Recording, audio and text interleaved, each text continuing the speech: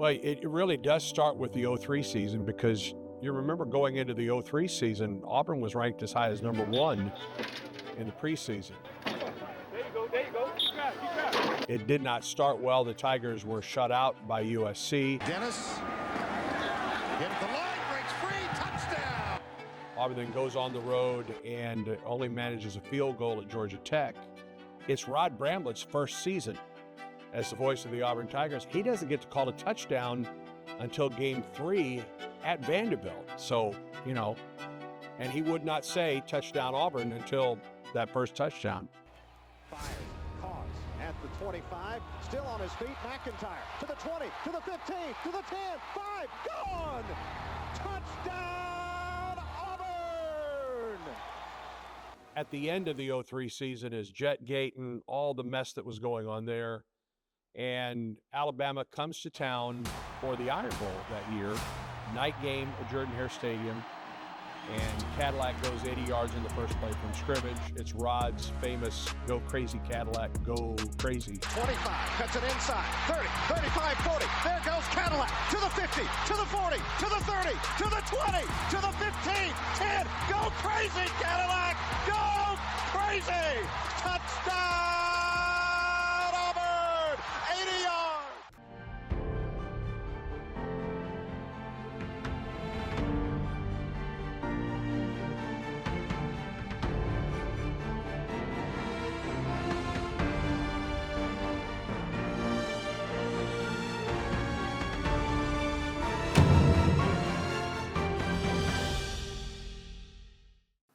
I can remember being at Beard Eves Coliseum for an Auburn basketball game,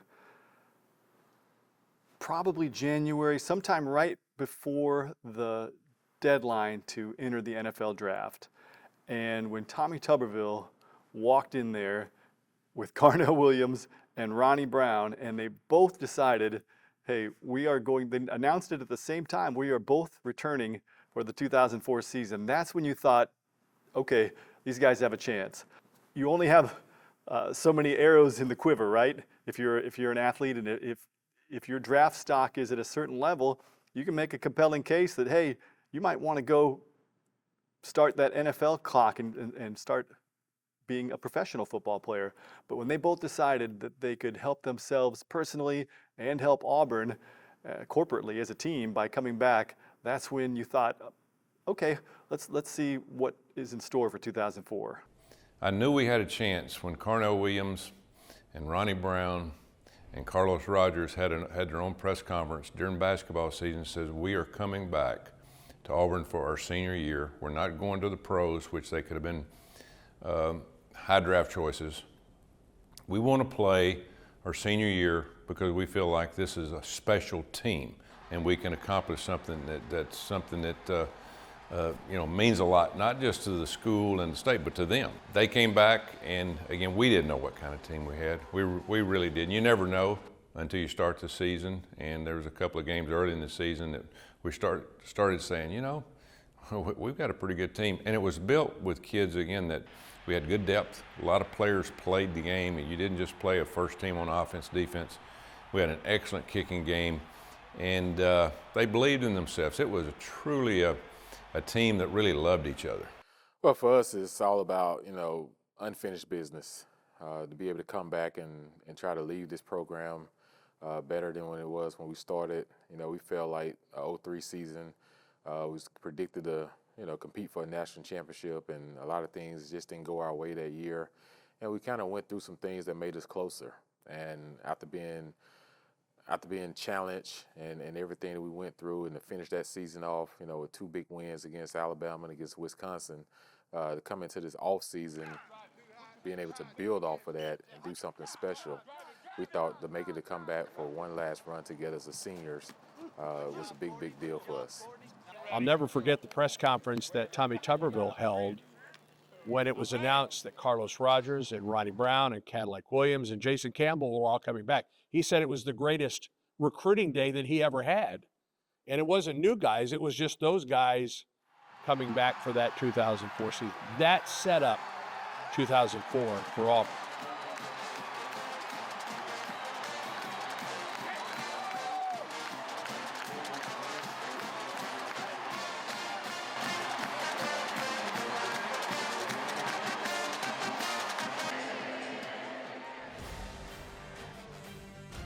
Well, I came from Indiana, and we had some good players, but nothing like what they had at Auburn. And there was a couple of pieces that had to be put in place to make it all work. One was to see to it that we gained confidence, the quarterback gained confidence so that he could be more functional, because I think he was kind of all over the place when I got there, although he was a great talent. One thing he told me, he said, hey, I want you to just go out there and play and just let it loose. Don't worry about making a mistake. You know, we're at our best when we just let you let it loose. And when he told me that, it's just like weight just went off my shoulders.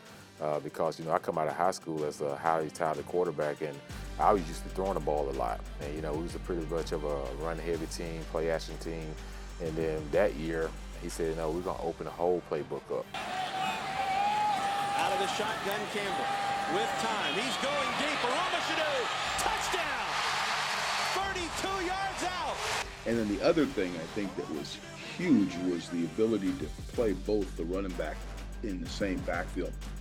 And that only worked because of Ronnie Brown's unselfishness, his willingness to play fullback some and then, you know, rotate at the halfback position. Goes to Ronnie Brown. Ronnie Brown still on his feet. Brown to midfield.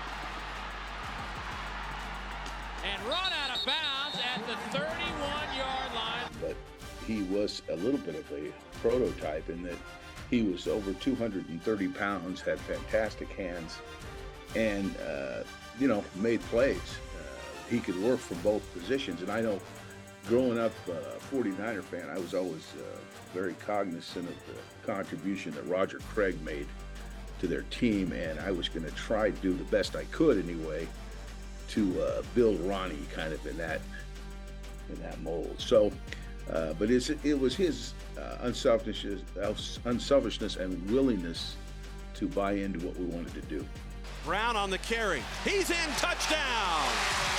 Ronnie Brown! The 23rd touchdown of his Auburn career. So going into the 04 season, I'd already graduated. And so just doing the evaluations for NFL draft, realizing that my grade wasn't where I wanted it to be. I had gotten a grade back that I felt that I could improve. And just statistically, I felt we would be a better football team offensively. You know, we had a lot of talent that we lost in 03, but offensively, Jason Campbell was my roommate. You know, we had Cadillac, we had Carlos Rodgers, we had, you know, a lot of pieces in terms of what we were able to do offensive line-wise, defensively. You know, we had leaders like Junior Rosegreen, and so I felt like that we could be pretty special. Ronnie Brown down to the 7. What a run! The key of that offense, two keys. One, you had a fifth-year quarterback in Jason Campbell, seasoned, had seen it all, had taken some lumps, and he was a finished, as far as a college quarterback, a finished, fully developed product. But then you take the weapons around him. This was a very, very balanced offense.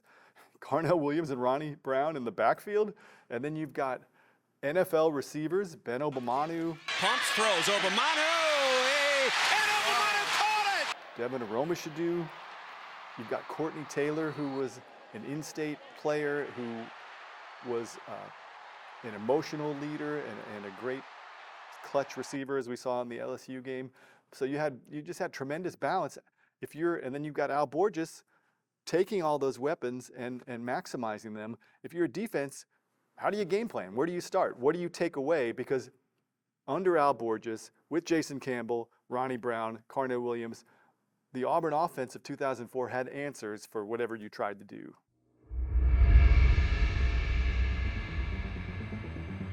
I would argue that there was even more excitement around that defense based on what they had seen the year before.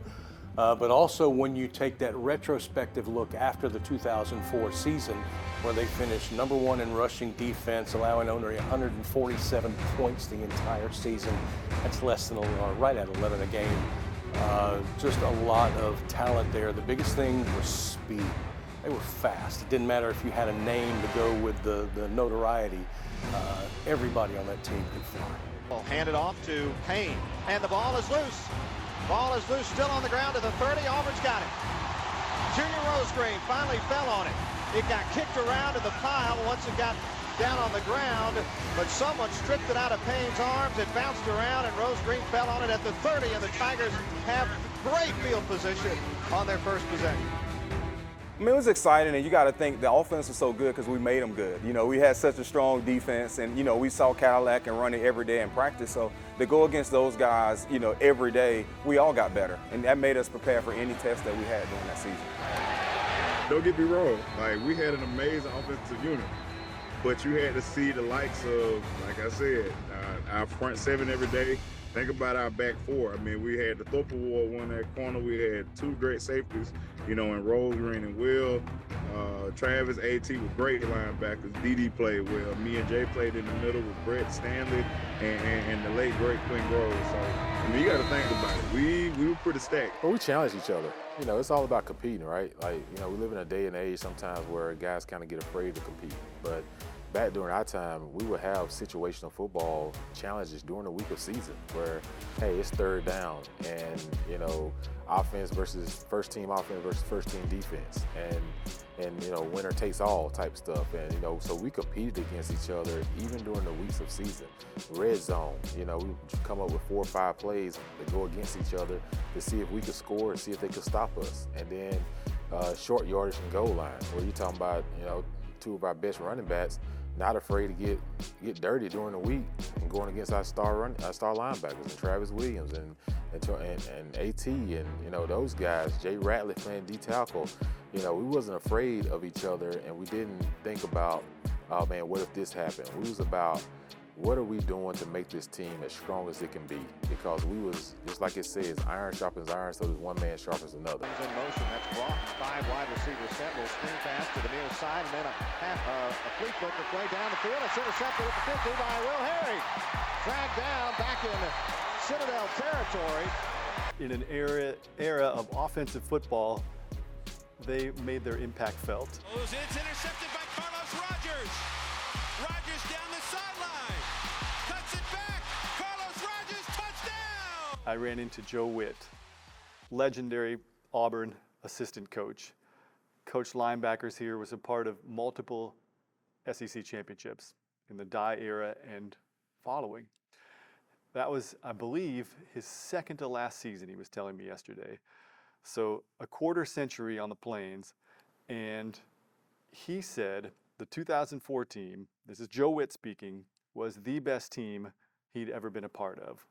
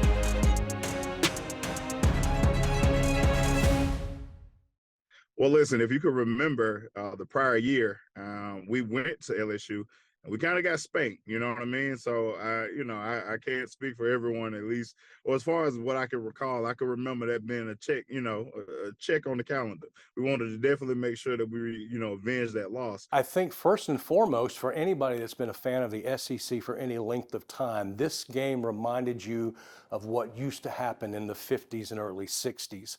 Where there weren't a lot of fancy schemes on offense. It was literally put your head down, try to run through the guy in front of you. It was amazing just how even this game was. Right at the same number of total yards of offense. The time of possession was absolutely the same on both sides, 18 minutes, 20 seconds either way. So I think just it's one of those that you like to see all the flash and the big plays and all of that Superman kind of stuff. But the fact that you had two scrappy teams that just went toe-to-toe in that kind of environment says a lot. Has time, fires it to Taylor, caught at the 32, to the 35, down at the 36, first down Auburn. You think back to Auburn's last 2 undefeated seasons and the importance of games against LSU at Jordan-Hare Stadium. Happened in 2010. Cam's run to the end zone turns out to be his Heisman Trophy run. Down and 10 from just inside of midfield. Here's Cam on the fake, right up the middle, breaks a tackle at the 40, stays on his feet, 35-30, 25-20. Peterson, the one-man to beat at the 5. He is in! And for Auburn that day in 2004 against LSU, just a old-fashioned physical football game. Where, you know, our mindset was we only wanted to win the next game, and that was LSU at the time. They were really good, but we knew that we had a really good team too, and we were kind of the underdogs. And so we kind of took that journey to saying, hey, we want people to favor the other team, so we come in and surprise everybody day by day, and that's what we did. And the 2 plays for me that stand out in that game are the Brett Edens sack, because that was a guy who was in our market over in Montgomery, who we'd covered, and his father obviously listed Edens and played here, and he gets a clean shot on LSU's quarterback. And I think that's the loudest I've ever heard the stadium be at that time. So we wanted to set the tone, we wanted to do it early, and we knew that the defense was the group that had to do that. On the plains of Jordan-Hare Stadium, with the sun setting, Jason Campbell finds Courtney Taylor in the back of the end zone. To me, that's the one play that stands out above all others for 2004. At the time, we snapped the ball. We called double stick nod pump. And what we were doing is we were running inside. We're going to go inside the bend and to Courtney. So my job is to read the safety. So the play was open because Ben ran such an exceptional pump move on the inside. I was able to pump the safety. Safety jumps Ben, and now I had to get the ball over the nickel defender to hit Courtney Taylor in the back of the end zone. I remember just throwing that ball to Courtney, and him catching it is one of the loudest I've ever heard in Jordan-Hare. People going crazy. On 3rd down, Campbell in the end zone, caught, touchdown Auburn, touchdown Auburn, touchdown Auburn, Courtney Taylor. Oh my goodness, wide open, back of the end zone, 9-9, a minute 14 to go. And then we missed the extra point. Down, kick is up, kick is no good. And I'm sitting on the sideline like, are you kidding me?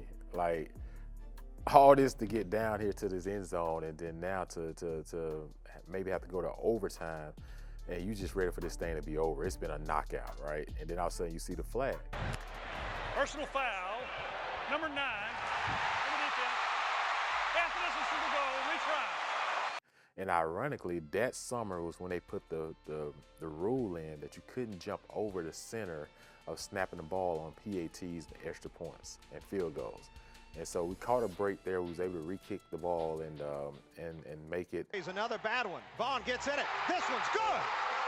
Tigers lead 10-9. And now the game's 10-9, but you still can't really just, relax until it's just over, right? So they got Jamarcus Russell at quarterback, and they had some great receivers in Bo and Clayton and those guys, and you remember them throwing the ball to over the middle, and the ball got tipped up in the air, and Junior Rosegreen caught it. Across the middle, tipped up and intercepted. Junior Rosegreen makes the. And that's when you were able to take a deep breath and a sigh of relief, like, okay, we just knocked off the defending national champions in a drag-out 12-round battle fight, just punching each other, gut punch after gut punch, and to me that game always stick with me out of any game in my Auburn career. The Auburn Tigers have defeated the defending national champion LSU Fighting Tigers 10-9.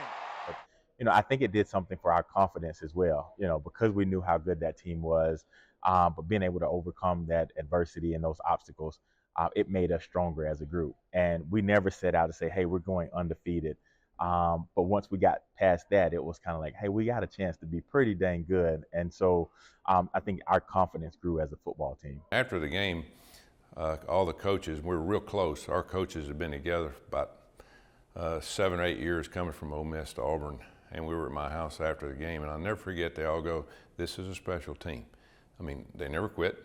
They worked hard. They believed they were always going to win, and we won the game. And then that went on to a couple weeks later, as you said, we played Tennessee in Knoxville.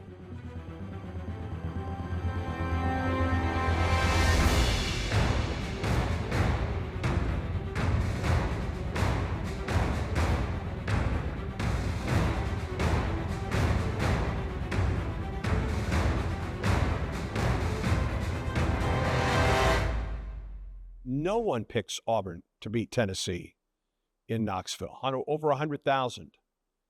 And Auburn goes into that game, and I'll never forget, I was in the booth with Rod before the game, and then I went downstairs and watched the game from the field.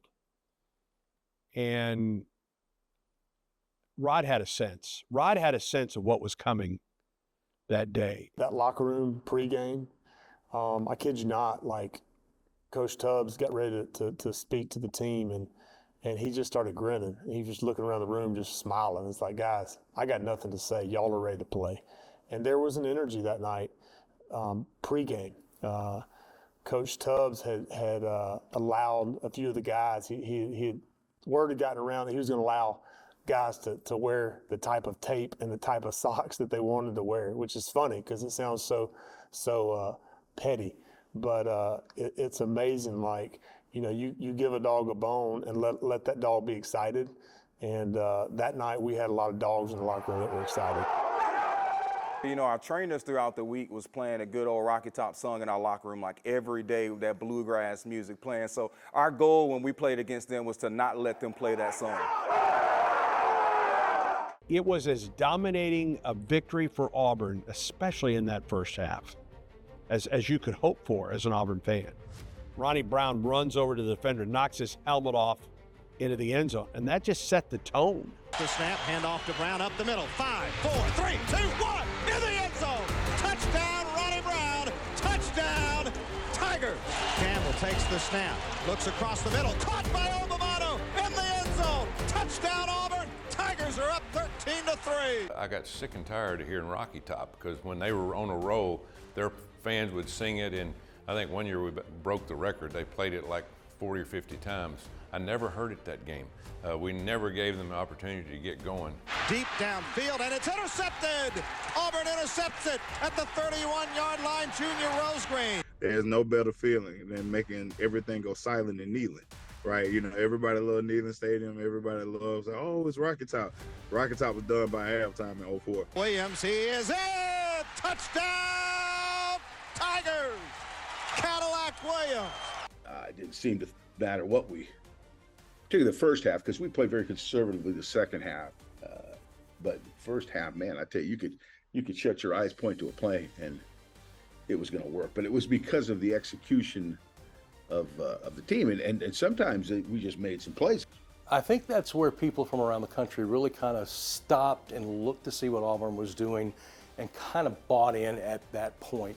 Obviously, Auburn faithful knows which way we're headed, but I think that made some people really understand that Auburn, with the right pieces in the right place, could do something down the road.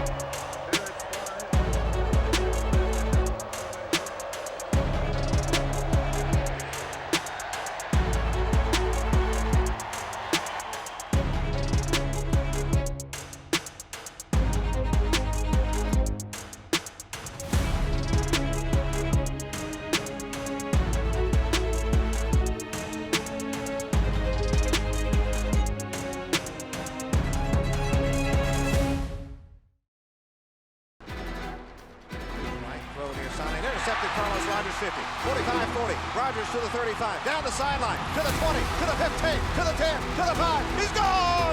Touchdown, Auburn! Hand it off to Taylor, flip it back to Campbell. He's got a man open downfield, a Roman Shador at that 40, 35-30, 25-20, 15, 10, goodbye! tremendous. Campbell to Romechenou. Touchdown, Tigers. 67 yards. A little razzle-dazzle from the Riverboat Gambler. In the shotgun, Campbell. With time, throws it down the middle. Caught by Romechenou. Went up in the air and made the catch.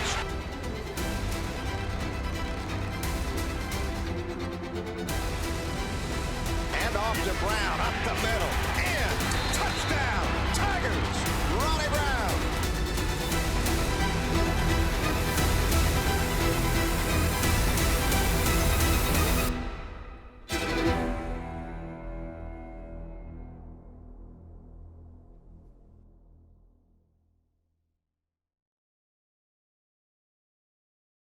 And the Ole Miss game that you alluded to, where Auburn clinched the SEC West, was the first time that I ever heard the song Hard Fighting Soldiers sung by that team. It's a book that Chet wrote, Brother Chet wrote afterward about that team. And so I'm in there getting ready to do the victorious postgame show, which are always a lot more fun to do after a win. And it just started. I keep on bringing souls to Jesus.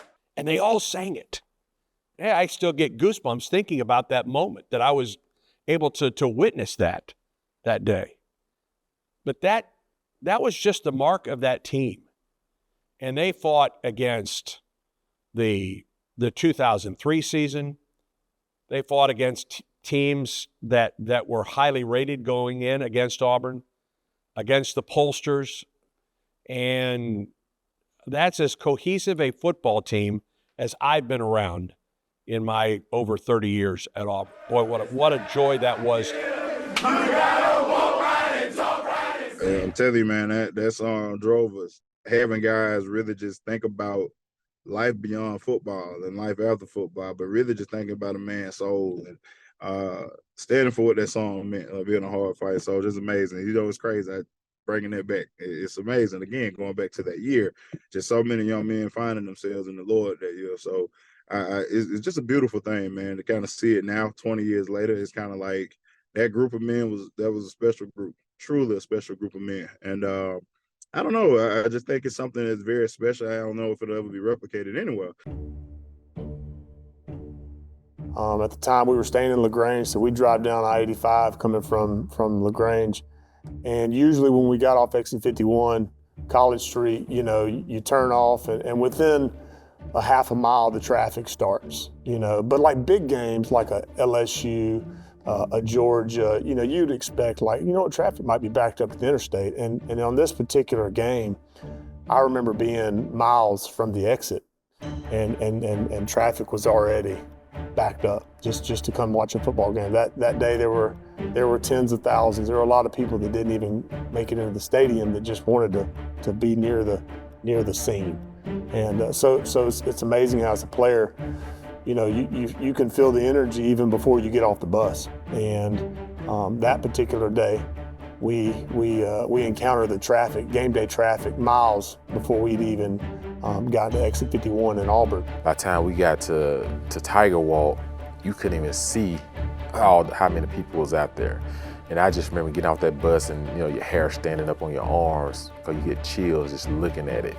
And I just remember walking through Tiger Walk and getting in that stadium and the energy that was there. And mind you, this is the last game for the seniors. It's our last opportunity to play in that stadium in front of all those fans. And so, that's a little bit of extra, momentum and kick to yourself, and I just remember going out in warm-ups. We were in warm-ups and it's electric already. Like people just, just going crazy.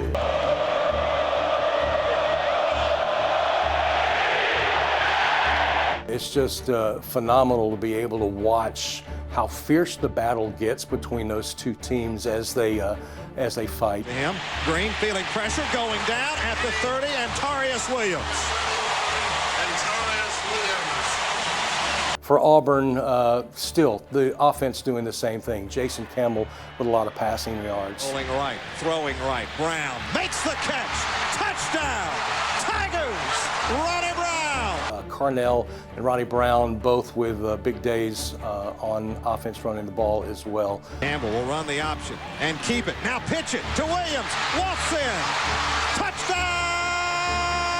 Auburn! And they'll toss it to Carnell Williams. Wants to throw, and he does. Wide open, mix at the 10 to the 5. Touchdown! Oh, my goodness! Oh, my goodness! Williams to mix. So they did what they've been doing all year, and it worked out perfectly. And Junior Rosegreen was one of the leaders on that team. He wasn't one of the best players. He was a good player, but he wasn't one of those star guys. He wasn't that first-round draft pick that Carlos and Caddy and Ronnie and Jason were. But, boy, he was the heart, I thought, of that defense. And I'm not sure there was a harder hitter.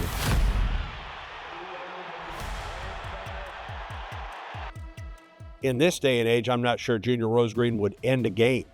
He'd be thrown out so often because of targeting. But that's one of the biggest hits, you know, I've seen in Auburn history. But that shows you the relentless of our defense. There was no weakness. You know, you get hit by our offense, you get hit by our defense. Now you might get arrested for a hit like that, but on that particular play, I was just it was a cover 3, so on the snap I rolled down, Junior rolled to the middle field, and I heard the hit, I didn't see it. Man, oh man, did Junior Rosegreen lay a lick on Reggie Brown, and he is down. I think a lot of people just stopped because they were so concerned about this violent hit that was at the time legal. My teammates never let me live it down. I scooped the ball up, took off running, and an offensive lineman tackled me 4 yards later. So that's my part of that play. Auburn 24, Georgia 6. Put this in your BCS pipe and smoke it.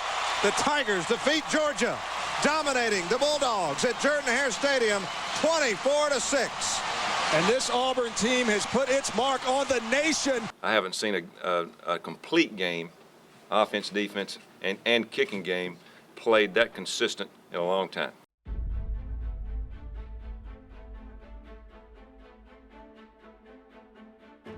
I knew it was going to be a close game, and I don't care how good or bad you are in that game, anybody can win.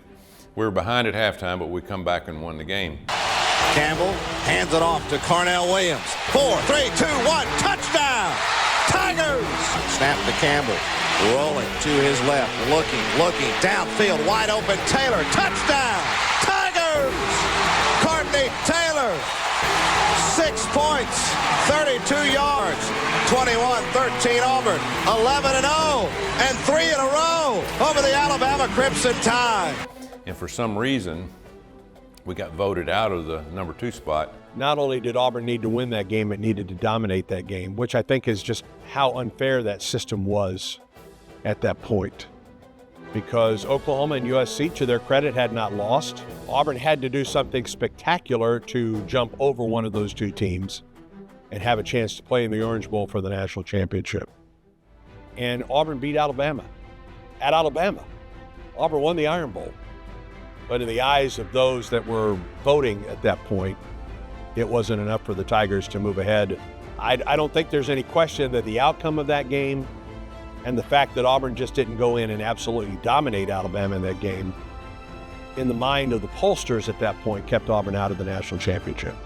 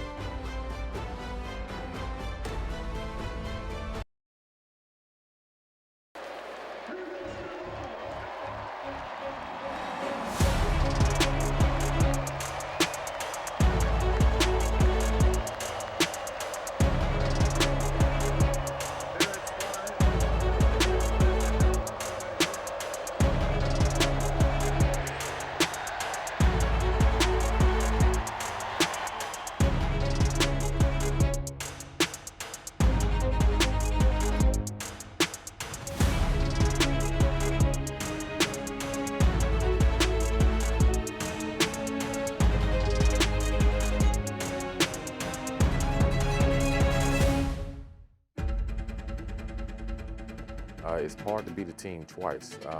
And that year we had to do it. We had to play Tennessee in the SEC Championship at a neutral site in Atlanta. And, you know, they want nothing more than to knock us off. And, you know, to them, in their eyes, it's a revenge game. For us, it's to prove that what happened the first time wasn't a fluke. And I just remember us getting prepared that week. Since we played them so early in the season, it was almost like a new game. And I remember getting to that game, we jump up on them 14-0 really quick. To Carnell Williams through the hole, bounces off one tackle, still on his feet, fumbles the football, still loose in the end zone, then it falls on it. Touchdown Auburn! Touchdown Auburn! Toss it back to Williams, short side of the field. Carnell angles for the pylon. He's in! Touchdown Tigers! And we were trying to sit the knockout punch, and then we ended up dropping a punt, and then they ended up getting some life and scoring a touchdown. And after that, you know, next thing you know, it's 21-21. And now you're in a dogfight, right? They got all the momentum, and, you know, we got to make a big play. I remember Ronnie making a big third down catch there in the third quarter, and then I remember hitting Devin and Roman should do on a big touchdown pass down the right sideline. In the end zone, touchdown, Auburn! Aroma Shadu! 53 yards, Auburn back on top. For the first time since 1989, the Tigers can claim themselves the best in the best conference. It meant everything. I mean, that was our goal going into the beginning of the season, was like, hey, we want to handle business and we want to win our conference. And at the time, we felt like we had the best conference in the country, and then let the chips fall as they may. But it was just one of those moments that you'll never forget, being in the locker room with our guys, still hoping and praying to have a shot at the national championship. But the SEC championship was a dream come true. But to finish that off, like the SEC champions in that conference, that means something. And, you know, I just remember guys running around with the flag. I think it was Tim Dustworth and maybe Quentin Groves, you know, rest in peace, Quentin. And then, and everything. But I remember as seniors, man, being able to share crying tears in the locker room and, you know, talk about what we've accomplished.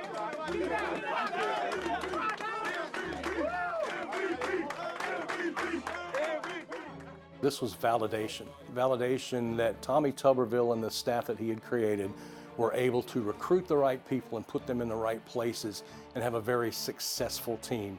You couple that with the fact that in 2003 they had a decent season and built on that for their workhorses to get better. Just a lot of great play that really led them to that spotlight now where everybody says they're the ones with a target on their back.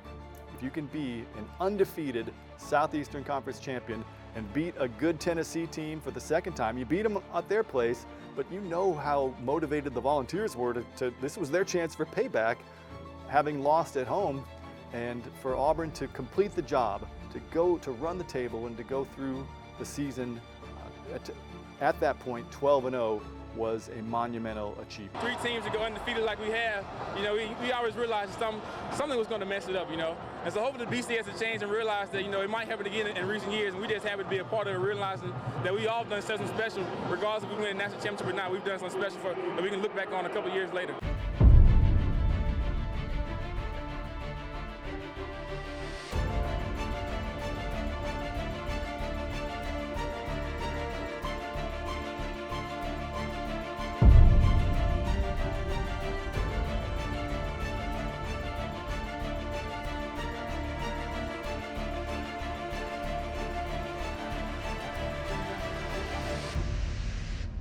Finished that season 12-0 after the SEC championship and still had to go play a really, really good Virginia Tech team in the Sugar Bowl, coached by Coach Beamer.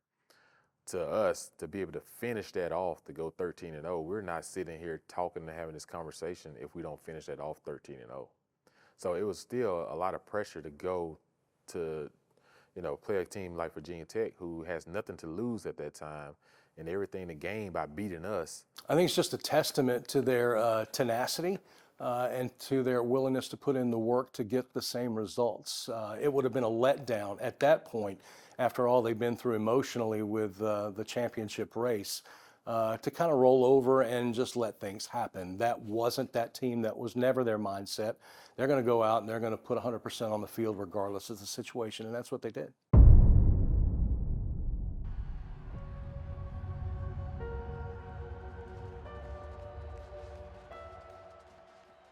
That 2004 team is this.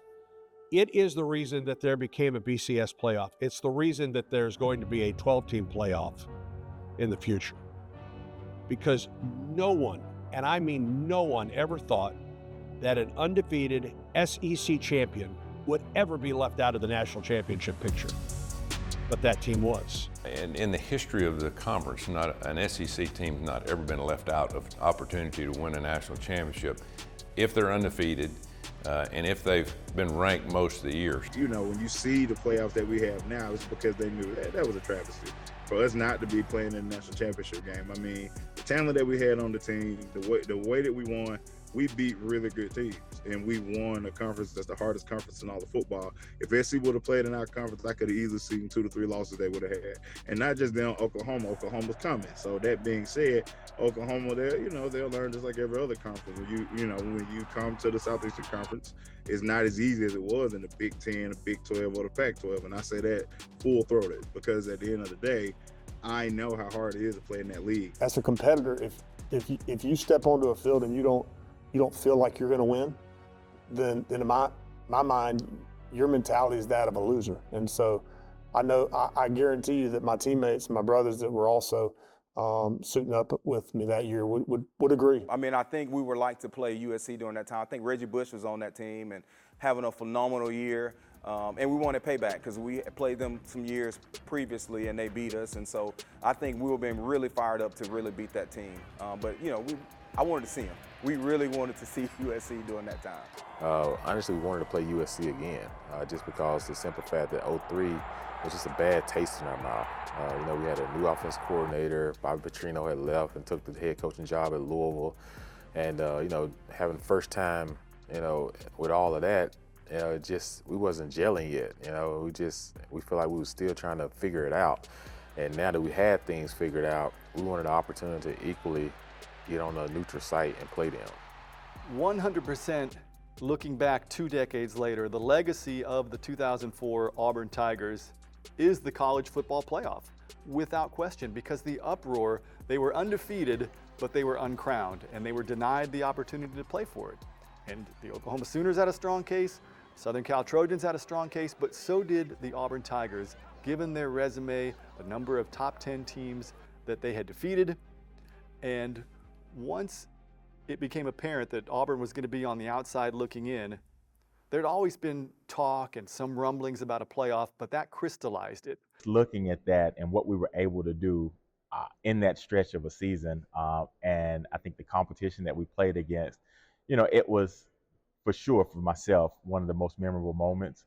And like I said, I believe because of the relationships that came out of that, like, Jason Campbell is, I'm his daughter's godfather. He's my kid's godfather. Cadillac Williams and I talk all the time. Mayo Soul, Carlos Rodgers. So we're all still pretty close. And so being able to embrace that and have those moments that came through football, but we've all been so removed since then, and doing life together continuously. I think that's the special part.